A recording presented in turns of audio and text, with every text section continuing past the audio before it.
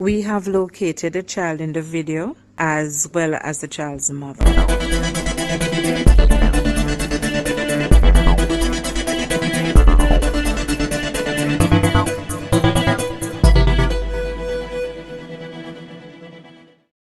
Now, people, the Child Protection and Family Service Agency, CPFSA, says the child seen in an expletive-laced video being verbally abused by her mother has been placed with a next of kin, while the agency takes steps to have the matter being brought before the court.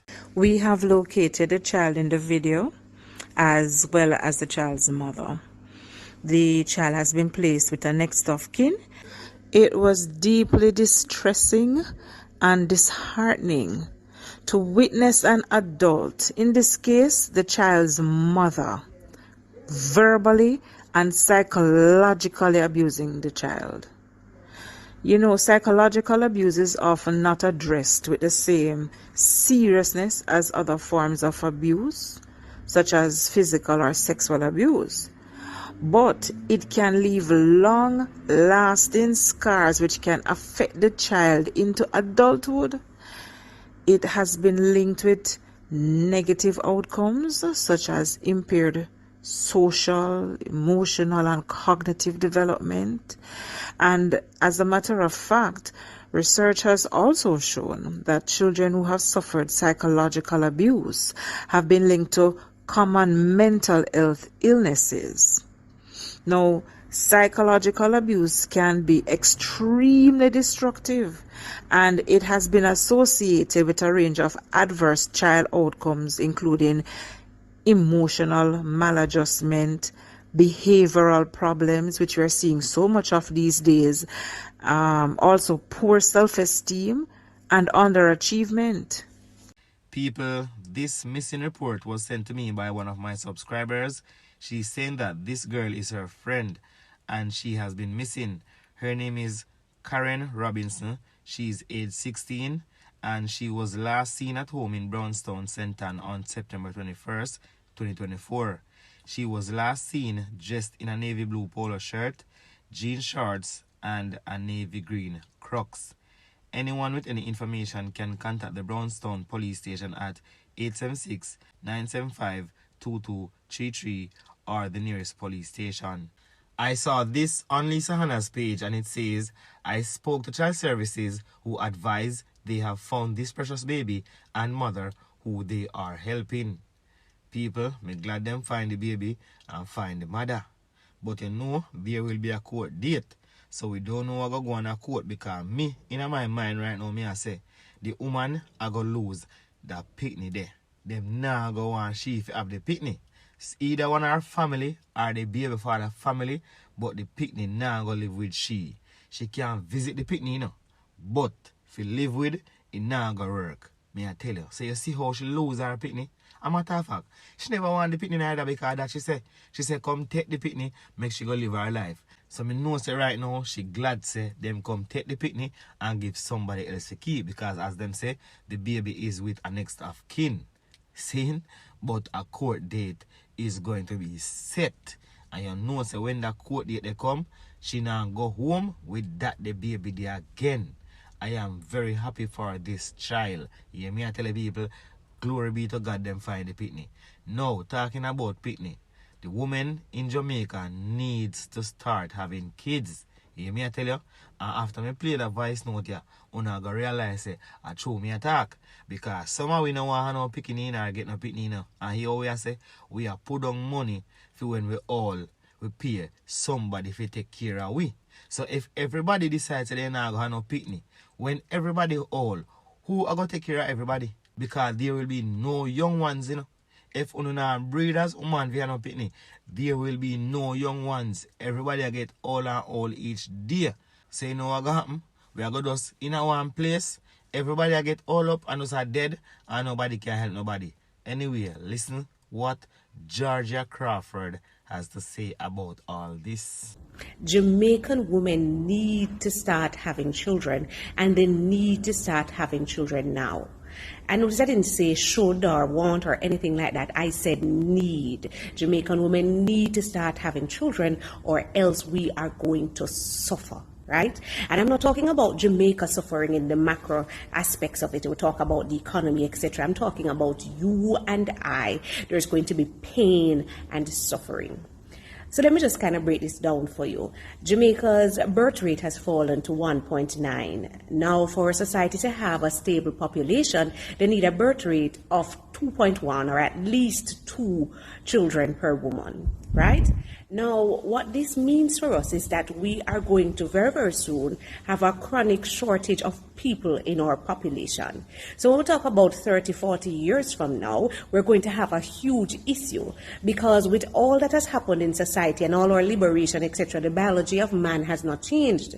And so it is still once a man and twice a child. And so when it is that we get older, 30, 40 years from now, those of us who are, 35 and 30 and over 40, that sort of thing, then we are not going to have any caregivers, yeah? Now, this is a problem that many countries have been facing, and the more developed countries, they have found ways of coping. But I dare say to you that these coping strategies will not work for us because we are a small, poor country. And so whereas Canada and the US could find ways to import labor so that they could have caregivers for the elderly, we won't be able to import labor because Jamaica just does not have the pull factors necessary to pull a person from them yard to come to Jamaica to come and look after our elderlies as caregivers. It's as simple as that. We don't have it. You understand what I'm saying? And so if it is that we are going to have persons later on, nurses, if we're going to have doctors, if we're going to have people just to help us when it is that we're at our worst to give us a drink of water, we need to start having children so that we can have caregivers. Now, I know many persons will misconstrue this message to say, oh, so we must just have children so we can have caregivers. Yeah, I know persons will say that, but I will say to you that if we do not give of ourselves right now so that we can have children and spend time to grow and nurture and love them, when it is that we are going to be in need of nurturing and caring, we will have nobody. It's as simple as that. And no matter how we want to postulate and posit and talk about what should be, the reality of it won't change. Yeah, life is as it is. And I will say to you that there are others that are asking me, why am I speaking to the women? Why am I not talking to the men? Yeah, because there are many, many women, if they find the right man, a man that is a good man, that proves himself to be a protector and a provider, even if they're not wealthy, they would have the children and they would move forward. It is just that there is such a chronic shortage of men like these. Yeah, so they're saying, talk to the men, don't talk to the women.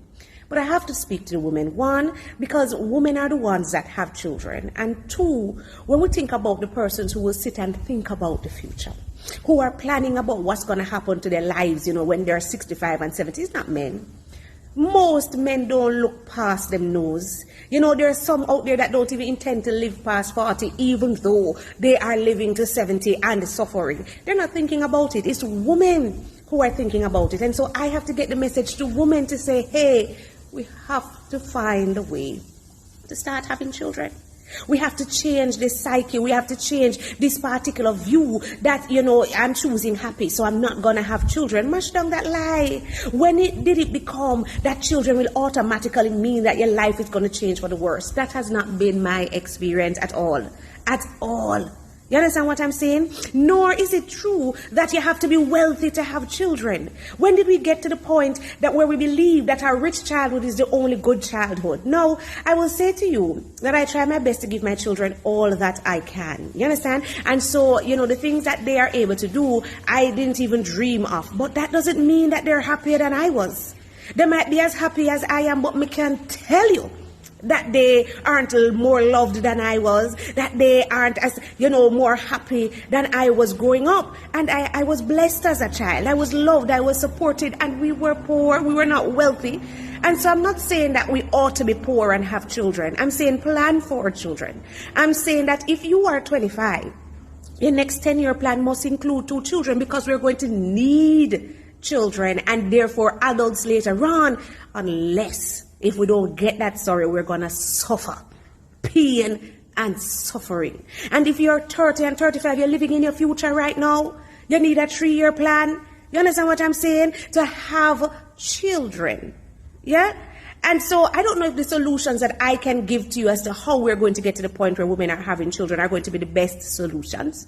Yeah, but at least the conversation needs to start. That persons with brighter minds than I, bigger brains than I, can come up with this sort of solution that can save us from ourselves. Because the norms and values that we're developing right now, where we are against childbearing and against child rearing, is going to lead to sufferation. You know what I'm saying? Me and you, physical. Because remember, we are living longer and dying slower. And when I say we're dying slower, it's because we're having this whole heap of ailments. Yeah? So even though we are alive, we're not really living. We are just dying, and we're going to need persons to assist us. And if we don't have children, when we say pain and suffering.